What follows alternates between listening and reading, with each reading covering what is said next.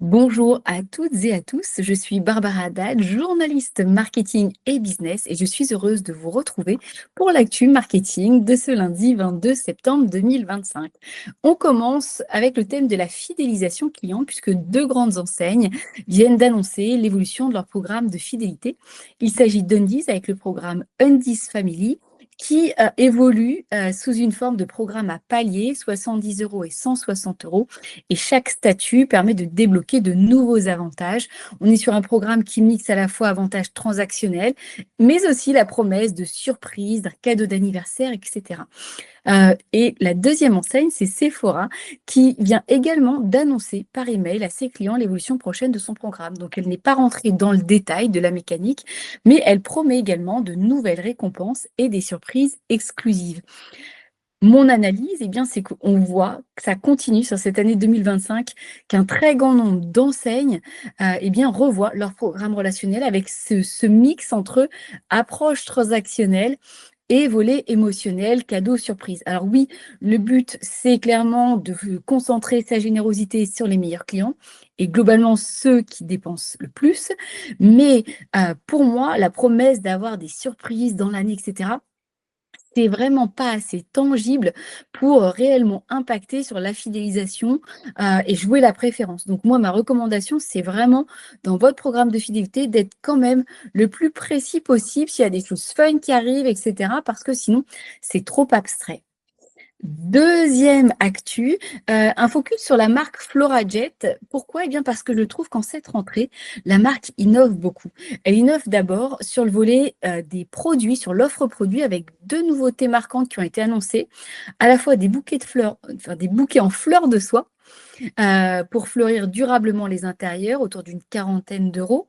Et puis de l'autre côté, des bouquets bougies. Voilà, donc une autre façon aussi de fleurir son intérieur de façon plus durable. Donc pour Virginie Lefranc, qui est directrice générale de FloraJet, notre volonté est de prolonger l'émotion offerte par nos bouquets bien au-delà de l'instant. Moi, je trouve que c'est assez intéressant parce que ce sont des propositions à la fois durables et qui viennent compléter de façon très pertinente l'offre traditionnelle de fleurs fraîches. Et la marque innove aussi du côté de l'expérience client, puisque désormais les clients peuvent enregistrer un message vocal au moment de leur commande et qui accompagnera eh bien, la livraison de fleurs. Donc quand le destinataire reçoit son bouquet, il a un SMS, un QR code qui lui permet d'écouter un message personnalisé. C'est une innovation qui a été mise en place en partenariat avec Vocas, qui est spécialiste justement des capsules vocales.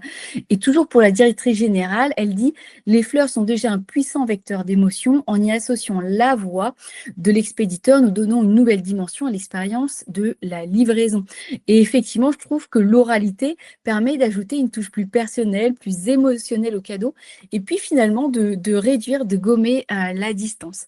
Si on reste dans l'utilisation de l'oralité et du vocal par les marques, ce que je trouve intéressant, c'est la troisième actu, c'est le Palais d'été qui vient de dévoiler son calendrier de l'Avent, et qui est un calendrier d'Avent augmenté, puisque sur certaines cases, alors pas sur les 24 cases, mais sur 11 d'entre elles, il y a un QR code également quand on ouvre pour découvrir son sachet de thé ou d'infusion, un QR code qu'on peut scanner et qui donne accès à un récit audio exclusif. Alors parfois, ça va être une légende, parfois un savoir-faire ou une découverte, comme par exemple la quête du Longing ou un focus sur l'explorateur Robert Fortune ou la confection du thé au jasmin.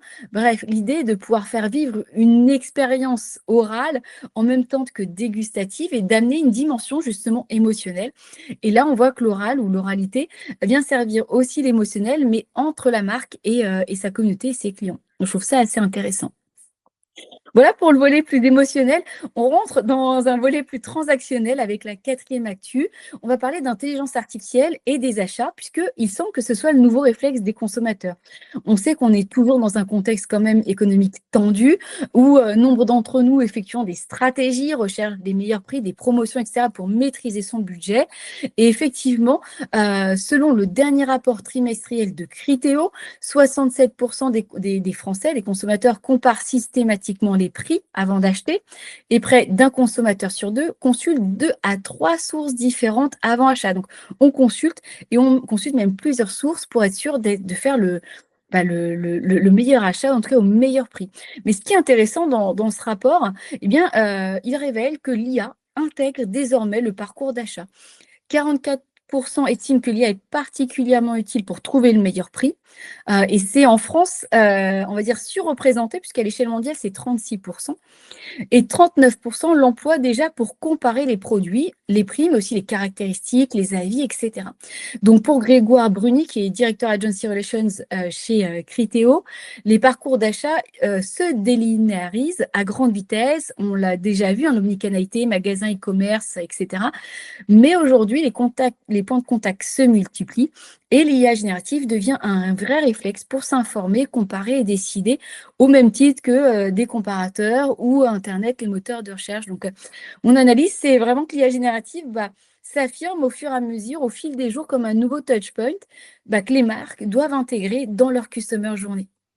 Enfin, dernière actu, on reste dans des chiffres, une étude où Idealo dévoile quelques insights de son dernier baromètre qui est basé sur 3 ans d'analyse des prix sur les fêtes de fin d'année et révèle les périodes les plus idéales et les meilleures périodes pour réaliser de bonnes affaires.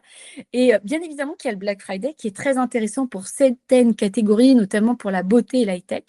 Mais le baromètre révèle aussi que sur les 3 dernières années, les French Days, donc, qui arrivent cette semaine, représentent une période très avantageuse, notamment pour les jeux vidéo, les jouets, les jeux de société et la mode, pour faire finalement des achats au meilleur prix. Donc, avis aux familles, si votre trésorerie le permet, de pouvoir étaler vos achats et de prévoir déjà de soutenir le Père Noël sur les jeux et jouets sur ce mois de septembre, ça peut être vraiment un levier intéressant. Voilà, contrairement aux idées reçues, il n'y a pas que le Black Friday. Voici pour l'actu marketing de cette semaine. On se retrouve la semaine prochaine. Si vous avez aimé cette actu, n'hésitez pas à mettre un pouce, un like, une étoile, un commentaire, de prendre le temps. Ça me fera plaisir, puis ça permet aussi de nourrir aussi un peu les algorithmes.